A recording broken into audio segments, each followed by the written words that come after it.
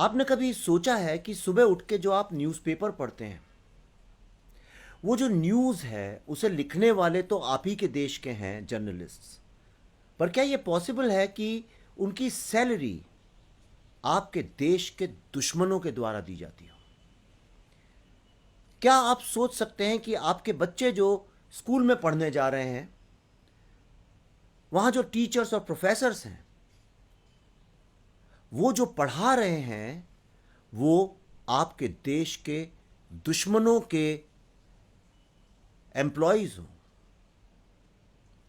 क्या आप सोच सकते हैं कि जो फिल्में आप देखते हैं, जो टेलीविजन प्रोग्राम्स आप देखते हैं, ये बनाने वाले तो आप ही के देश के लोग हैं, लेकिन इसकी फाइनेंसिंग और क्या बनेगा क्या नहीं बनेगा ये आपके देश के दुश्मन डिक्टेट करते हो?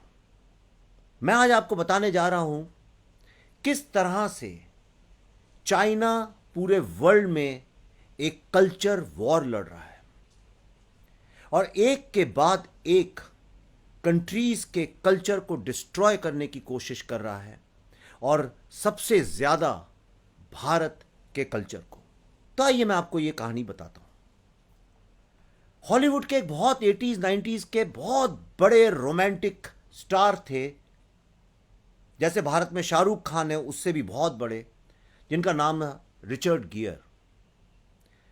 रिचर्ड गियर ने pretty women, an officer and a gentleman, runaway bride जैसी सुपर डुपर हिट फिल्मों में काम किया है। और ऐसा कहा जाता है जैसे राजेश खन्ना को देख के औरतें बेहोश हो जाती थीं, रिचर्ड गियर के ऊपर भी दुनिया की कई सारी औरतें जो थी उनकी दीवानी थीं और उन्हें देख के बेहोश हो जाती थी।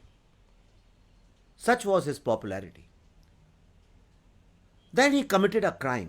उनसे एक गुनाह हो गया। 1993 के ऑस्कर अवार्ड्स में रिचर्ड गियर ने चाइना में जो ह्यूमन राइट्स हैं उसके अगेंस्ट और तिब्बत की फ्रीडम की बात कर दी। I had a thought about something actually before I came in. I want to share it with you. It's going to be short, but I was really struck by this idea that there were 1 billion people watching this thing. It's astonishing. 1 billion people watching. And I was curious about what countries this was actually going to. And it is in fact being seen in China right now. And the first thought that came to me was, I wonder if Deng Xiaoping is actually watching this right now with his children and his grandchildren, and with the knowledge that what a horrendous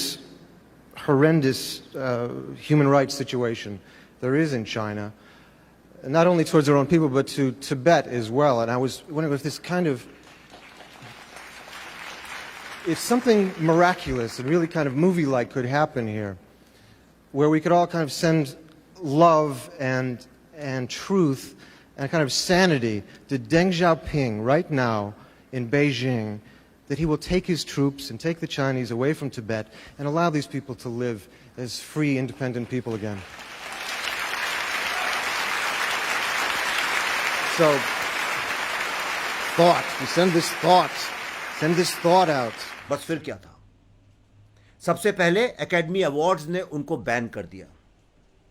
उसके बाद उनको फिल्में मिलनी बंद हो गई और धीरे धीरे रिचर्ड गियर का करियर हॉलीवुड ने ही खत्म कर दिया। पर क्यों? क्योंकि हॉलीवुड को जो कंट्रोल करते हैं वो हैं चाइनीज। रिचर्ड गियर ने, he said, there are definitely movies that I can't be in because the Chinese will say not with him. I recently had an episode where someone said that they could not finance a film with me because it would upset the Chinese. और ये world के सबसे बड़े superstar बोल रहे हैं, जिन्होंने billions of dollars कमा के दिए हॉलीवुड को। और ये पढ़ने के बाद मुझे अपना खुद का एग्जाम्पल समझ में आया। मैंने एक फिल्म बनाई थी जिसका नाम था बुद्धा इन अ ट्रैफिक जैम। उस फिल्म की थीम ये थी कि किस तरह से भारत में पिछले 50 साल से चाइना एक प्रॉक्सी वॉर लड़ रहा है नक्सलिज्म के नाम से, जिसको अब माओइज्म के नाम से माना जाता है। और ये पूरा का पूरा माओइस्ट आइडियोलॉजी से कंट्रोल्ड है और इसका मकसद है भारत को हर समय एनार्की में रखना और धीरे धीरे आर्म्ड रेवोल्यूशन से भारत से डेमोक्रेसी को हटाना।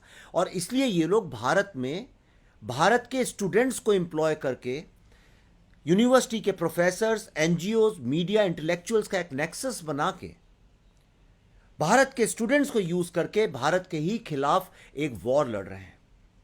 और फिल्म की थीम थी कि एक यंग लड़का है जो कि बी स्कूल का है, और वो कहता है, इसका पर्दाफाश करता है और कहता है कि नए भारत के निर्माण के लिए बीच में से मिडिल मैन को निकालना आवश्यक है।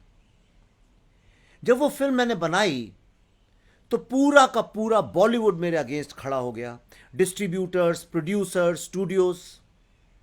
मुझे ऐसा लगा कि शायद ये किसी कारण होगा, कुछ प्रोफेशनल कारण होगा।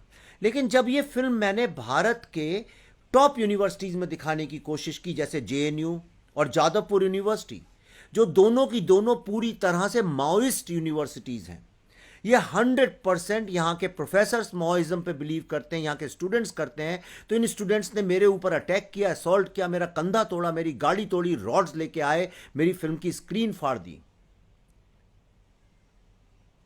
क्यों? वो तो भारत के स्टूडेंट्स हैं।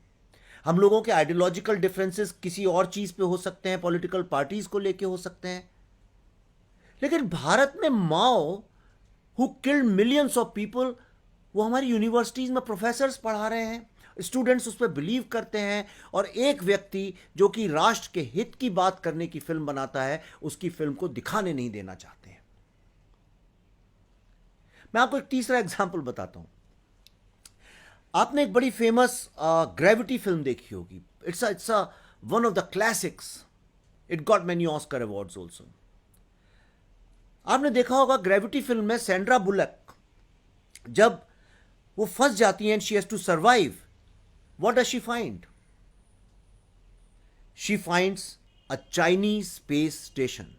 सोचिए क्यों। मैं और एक आपको एग्जांपल बताता हूं। एक फिल्म है जिसका नाम है डॉक्टर स्ट्रेंज।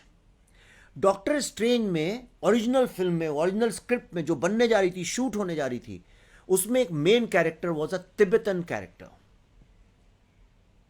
लेकिन लास्ट मिनट पे उस कैरेक्टर को चेंज किया गया and he became a Celtic character.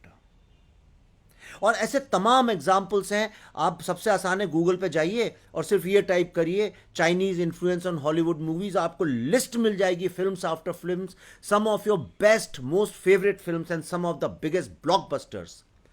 उनकी थीम में कहीं ना कहीं चाइनीज आइडियोलॉजी, चाइनीज इन्फ्लुएंस कहीं ना कहीं आपको मिलेगा। No wonder Richard Gere's entire acting career was destroyed because he spoke against China.